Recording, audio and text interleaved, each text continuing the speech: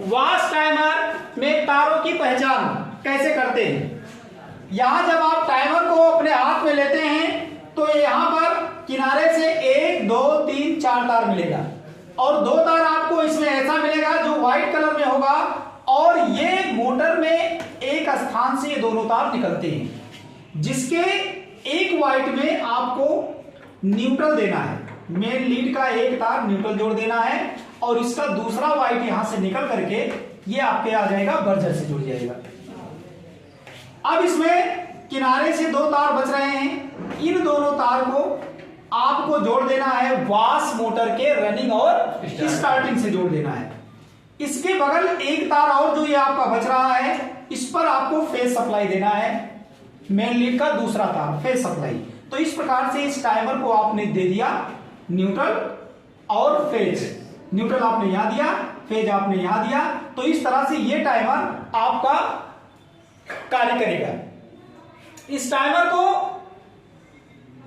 आपने कनेक्शन से चला दिया।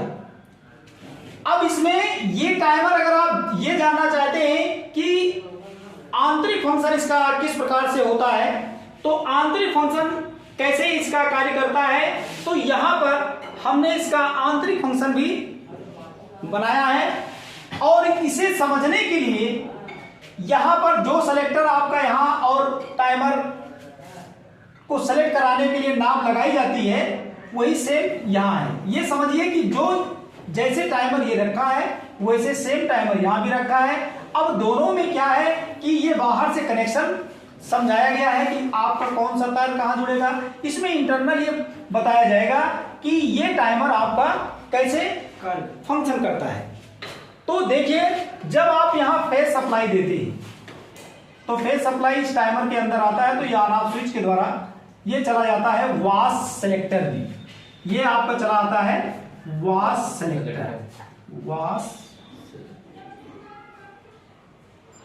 सेलेक्टर में। तो जैसे आप सेलेक्ट कराते हैं तो ये फेज सप्लाई इसके सामने 2 पिने हैं, ये किसी एक से जुड़ जाता है।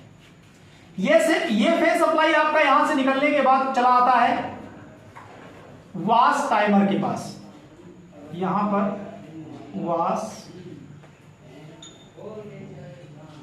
ये आपका वॉश टाइमर हो गया, वॉश टाइमर में चला आता है।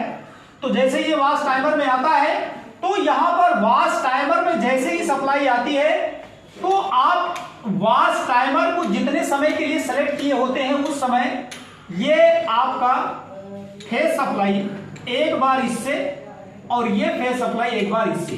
ये टाइमर के अंदर छोटे छोटे गियर लगे होते हैं, एक बार ये इससे जुड़ता है एक बार इससे। यदि ये इससे जुड़ रहा है तो ये फेज सप्लाई आपकी देखिए ऐसे निकल करके ये मोटर के रनिंग कॉइल से या स्टार्टिंग कॉइल से जुड़ जाएगा और थोड़ी ही देर में ये इसको छोड़ देगा और ये इससे जुड़ जाएगा। तो जब ये इससे जुड़ जाता है तो दूसरे तार में सप्लाई आ गई, क्योंकि मोटर के रनिंग और स्टार्टिंग कॉइल को सप्लाई आप यहीं से देते हैं। तो एक बार रनिंग कॉइल को सप्लाई मिलेगा, एक बार स्टार्टिंग को मिलेगा। इस तरह से मोटर एक बार आपका क्लॉकवाइज और एक बार एंटी क्लॉकवाइज। पल्सेटर, मशीन के अंदर का जो पल्सेटर हो जो कपड़े को घुमाता है वो इसी प्रकार से आपका एक बार उल्टा एक बार सीधा चलता है। अब यहां तो आपने फेस दिया है, ये आपका दोनों तार क्या हो गया, ये रनिंग स्टार्टिंग हो गया। अब ये जो आपका एक तार ये बच रहा है ये आपका हो जाएगा, किसमें जाएगा, ये इसको बर्जर से जोड़ दीजिए,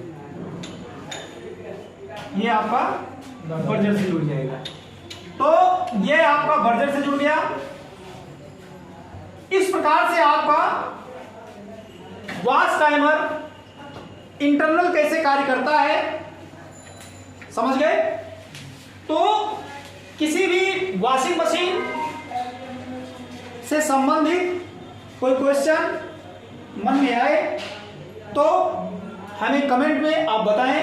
वीडियो अच्छी लगी हो तो लाइक करें।